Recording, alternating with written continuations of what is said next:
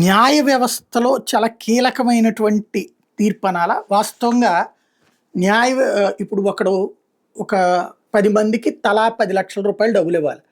అకస్మాత్తుగా వాడు అంత ఇవ్వకూడదు అనుకున్నాడు. ఆ డబ్బులు వేరేగా వాడేసుకుందాం అనుకున్నాడు. వాడు దివాళాని ప్రకటిస్తాడు. ఈ అప్పులు తీసుకుంది బ్యాంకుల దగ్గర. ఈ టైంలో ఏం చేస్తాడు?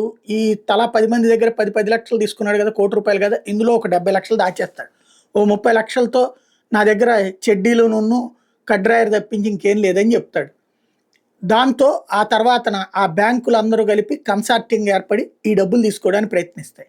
ఇలా తీసుకోవడానికి ప్రయత్నించినప్పుడు మధ్యవర్తిత్వం అంటూ చట్టపరంగా శిక్షించకుండా వాడికి సంబంధించిన మిగతా ఆస్తులు తీసుకోకుండా ఎదవస్టుకైతే బినామీ ఆస్తుల చట్టం తీసుకొచ్చింది నరేంద్ర మోడీ ప్రభుత్వమే. అంతకుముందు బినామీ ఆస్తుల చట్టం కాంగ్రెస్ టైంలో ఓకే అయినా దానికి విధి విధానాలు రూపొందించకపోతే నరేంద్ర మోడీ వచ్చాక ఆ విధి విధానాలు రూపొందించాకనే అలాగే బినామీ ఆస్తుల్ని కూడా లాక్కుంటున్నారు. కానీ ఇప్పుడు దానికి సైడ్ లైన్ చేస్తూ కొత్త ఎత్తు ఏమేస్తున్నారా అంటే అట్లాంటి బినామీ ఆస్తుల్ని దాచేస్తూ ఈ మధ్యవర్తిత్వ కోర్టులో ఇటు ఆల్రెడీ అప్పులు ఇచ్చిన బ్యాంకర్లే దొంగలు, ఈ అప్పులు తీసుకున్న వాళ్ళు దొంగలు ఊళ్ళు పంచుకున్నట్టు మధ్యవర్తిత్వ కోర్టుకి వెళ్ళిపోయేసి అక్కడ ఈ 10 కోట్ల 100 కోటి రూపాయలు ఇవ్వాల్సి ఉంటే గనక చివరికి ఈయన 15 లక్షలు ఇస్తాడని చెప్తే ఓకే అని చెప్పి అక్కడ ఒప్పేసుకుని మధ్యవర్తిత్వ కోర్టు కదా సార్, అందుకని మనం ఈ 15 లక్షలు సాధించాం సార్, మనం ₹1,00,000 10 లక్షలు వదులుకుంటే మనం ₹25,000 సంపాదించాం సార్ అని చెప్పుకునేటటువంటి పరిస్థితిలోనే బ్యాంకులు ఇదొక డ్రామా నడుపుతున్నారు.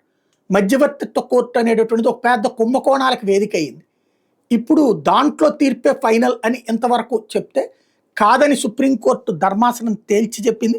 ఎన్నేళ్లుగా చిక్కుముడిగా ఉన్న న్యాయవాదాన్ని పరిష్కరిస్తూ సుప్రీంకోర్టు బుధవారం కీలక తీర్పు ఇచ్చింది.